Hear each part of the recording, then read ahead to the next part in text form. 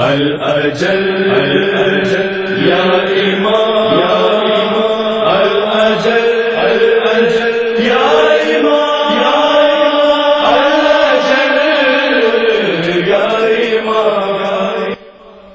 بسم اللہ الرحمن الرحیم. فیا لیتنی کنتو معکم فافوز معکم. یہ وہ خواہش، یہ وہ آرزو، یہ وہ وش ہر شیعہ کی ہے، اور ہم اپنے مولا حسین سے یہ خواہش کر رہے، آرزو کر رہے کہ مولا کاش ہم بھی ہوتے تو ہم بھی آپ کی نصرت کرتے. ماہ شعبان کا آغاز ہو گیا. شعبان اللہ کے رسول کا مہینہ ہے. یہ مہینہ اللہ کے رسول سے منسوب کیا گیا اور ایکسٹرا آرڈینری منتھ ہے. سب سے بڑی بات کہ اس مہینے میں کوئی غم نہیں ہے، صرف خوشی ہے، اس لیے کہ اس مہینے میں میرا مولا حسین کی ولادت ہے.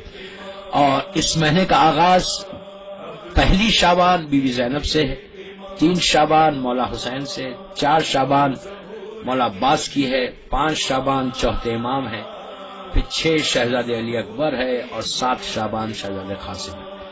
7 کے بعد سے اب جو ایام شروع ہوتے ہیں وہ 15 شعبان تک جاتے ہیں کہ ہمارے زمانے کے امام فرزند حسین کی. دوستو، شعبان یہ اتنی برکتوں والا مہینہ ہے کہ اس مہینے میں اپنی ساری گناہوں کی معافی، تقدیر کو بدلنا، زندگی کو بدلنا، اپنے سارے اعمال کی قبولیت. یعنی اگر تم یہ چاہتے کہ اپنی زندگیوں میں خوشیاں ملے آپ کو، یعنی آپ کی لائف میں صرف خوشی آئے، پورا سال آپ خوشیوں کے ساتھ گزارو، تو اس مہینے کی برکت کو لو. اس مہینے میں سب سے پہلی چیز بی بی زینب کی ولادت. بی بی زینب کی ولادت تو بی بی زینب کو تحفہ دینا ہے، تو شہزادی کو کیا تحفہ دیں گے؟ حجاب کا تحفہ دو. جو سب سے زیادہ بی بی کو پسند تھا وہ عمل کرو کہ عورتوں کو چاہیے کہ اس مہینے میں شہزادی کو جو تحفہ دو، یہ وعدہ کرو کہ بی بی آج کے بعد سے ہم بے حجاب نہیں رہیں گے، آج کے بعد سے حجاب رہیں گے. دنیا بھر میں حجاب ڈے منایا جاتا پہلی شعبان کو، اور اس لیے کہ شہزادی کی ولادت ہے. اس کے بعد پھر مولا حسین. مولا حسین سے آپ کو یہ کہنا ہے فیا لیتنی کنتو.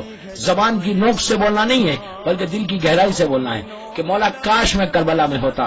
تو کربلا میں اگر وہی جائے گا جو حسین کی بات سنے گا، جو مولا حسین کی بات سنے گا، جو مولا حسین کی سیرت پہ عمل کرے گا، جو حسین ابن علی کو راضی کرے گا، وہی امام حسین کے پاس جائے گا. اور مولا حسین کا روز عاشور کا جملہ، وہ جملہ صرف ایک ہی جملہ بولتا، واقعہ تو طویل ہے کہ مولا حسین نے روز عاشور جو پہلا خطبہ ارشاد فرمایا، جو پہلا سرمن تھا، اس میں امام نے جب اپنا انٹروڈکشن کروایا اور واپس آئے، اصحاب نے پوچھا کہ مولا آپ نے صرف اپنا تعارف کرایا اور اپنے حجت کو تمام کیا اور آپ نے ان کا جواب نہیں سنا. تو حسین ابن علی کا جملہ عاشورے کے دن کا جو 3 شعبان کو ہم کو ریمائنڈ کر رہا، امام نے کیا کہا کہ میں جانتا ہوں میں نے صرف اپنا تعارف کرایا، حجت کو تمام کیا، اور میں یہ جانتا ہوں کہ ان کے پیٹوں میں حرام بھرا ہوا ہے، ان کو میری بات کا اثر نہیں ہوگا.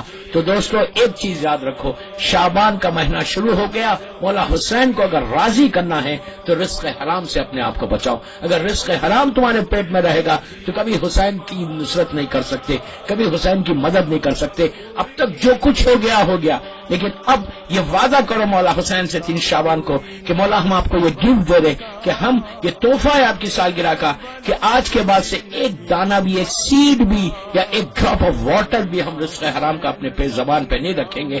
تو یہ سب سے بڑی امام حسین کی خوشی ہوگی کہ ہم اپنے مولا حسین کو راضی کر رہے، اس لحاظ سے کہ جو ہم رزق حرام اب تک کھاتے تھے وہ رزق حرام کو ختم کرنا. یہ سب سے زیادہ امپورٹنٹ. میں یوتھ کو بول رہا کہ یو چیک یور ارننگز اور چیک یور سیلف کہ کہیں رزق حرام تو تمہارے رزق میں نہیں مل رہا. اگر رزق حرام ملے گا تو حسین کی کوئی بات کا تم کو اثر نہیں ہوگا. دوسری چیز جو مولا حسین کی موسٹ ریکمینڈڈ نماز ہے وہ نماز شب ہے. عاشورے کے دن کا جو پیغام تھا امام حسین کا وہ نماز شب کا تھا. تو اگر حسین کو راضی کرنا ہے تو نماز شب. اور تیسری چیز اپنے گناہوں کی معافی کے لیے، تقدیر کو بدلنے کے لیے 3 شعبان کی صبح سب کو واقعہ مشہور ہے، میں واقعہ نہیں پڑھا کہ حور جب فطروس کی تقدیر بدل سکتی تو تم بھی اپنی تقدیر کو بدل سکتے. تم تو حسین کے چاہنے والے ہو، تو اس دن اپنے گناہوں کی معافی کے لیے کثرت سے 3 شعبان کو استغفار کرو اور یہ ایکسپٹ کرو اپنے گناہوں کو کہ مولا یہ ہمارے گناہ تھے جو کچھ ہم نے کیے، ہمارے گناہوں کو معاف کرو۔ وہ بہترین صبح ہے اپنے گناہوں کی معافی۔ آپ اس کو چھوٹی چیز مت سمجھے، یہ سب سے بڑی امپورٹنٹ چیز ہے کہ انسان اپنے گناہوں کو معاف کرائے۔ دعائے خمیل میں میرا مولا کہتا ہے اللہم اغفر لی ذنوب التی تحبس الدعاء، امام علی کہہ رہے، تو اسی طرح ہر معصوم نے کہا۔ اور اس دن 3 شعبان کو مولا حسین کی وہ دعا پڑھو کہ جو دعائے روز عرفہ امام حسین کی مخصوص دعا ہے، میں دعا کی ڈیٹیل میں نہیں جا سکتا، وہ دعا پڑھ کے اپنے گناہوں کو معاف کروا کے 3 شعبان کو جیسے فطر کی تقدیر بدلی اور عاشورہ کے دن حر کی تقدیر بدلی، اسی انداز سے تم 3 شعبان کو اپنی تقدیر کو بدل سکتے۔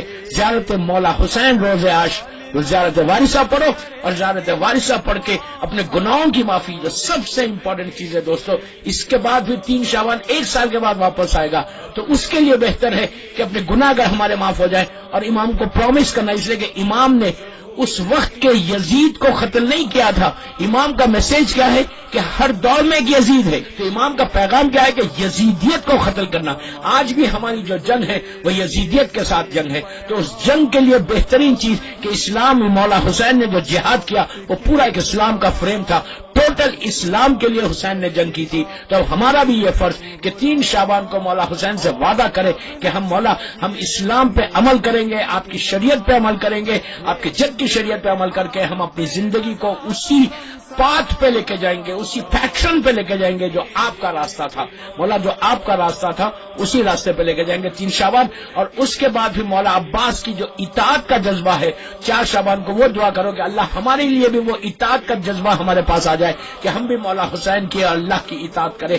5 شعبان کو چوتھے امام کی عبادتوں کا دن ہے کہ چوتھے امام کی ولادت ہے، تو 5 شعبان کو چوتھے امام سے دعا کرو کہ مولا جو جیسے آپ نے عبادت کی، آپ کے پاس جو شکر کا جذبہ تھا وہ جذبہ ہمارے پاس آ جائے۔ 6 اور 7 پھر اصل رات، ان راتوں کے بعد جو آخری رات آنے والی ہے وہ 14 شعبان کی رات ہے۔ دوستو وہ مردوں کی عید نہیں ہے، مردوں یہ مت بولو کہ صرف 14 شعبان کو مردوں کی عید ہے اور ہم صرف مردوں کے لیے یاد کریں گے، نہیں، وہ مردوں کی تو عید ہے، اس کے اصل جو رات ہے وہ رات امام زمانہ کی رات ہے، اجل اللہ تعالیٰ فرج اور شریف کی رات ہے۔ اس رات کے اعمال اچھا یہ پہلی شعبان سے 7 شعبان تک روزانہ غسل ضرور کرنا، اس نیت کے ساتھ جس معصوم کی ولادت ہے اس معصوم کا نام لے کے غسل کرنا۔ اور نیمے شعبان یہ وہ رات ہے کہ جس رات میں سارے سال کا کمنگ ایئر کا تمہارا پورا بجٹ بننے والا ہے۔ زمانے کے امام کی ولادت کی رات ہے، وہ رات آرام کرنے کی رات نہیں، وہ رات اپنی زندگی کو بدلنے کی رات ہے۔ اس رات کے اعمال میں غسل ہے۔ اچھا یہ پہلی شعبان سے 7 شعبان تک ہر معصوم کی ولادت میں آپ صدقہ نکالو، ہر معصوم کی ولادت میں آپ جو ہے لوگ غریبوں کو کھانا کھلاؤ، غریبوں کے لیے کچھ کرو۔ اور اس کے بعد نیمے شعبان میں صدقہ ضرور دینا، مرحومین کو جو یاد کرنا ہے وہ قبرستانوں میں جا کے ضرور یاد کرو۔ اس کے بعد اس رات کے اعمال میں نماز جعفر تیار ہے۔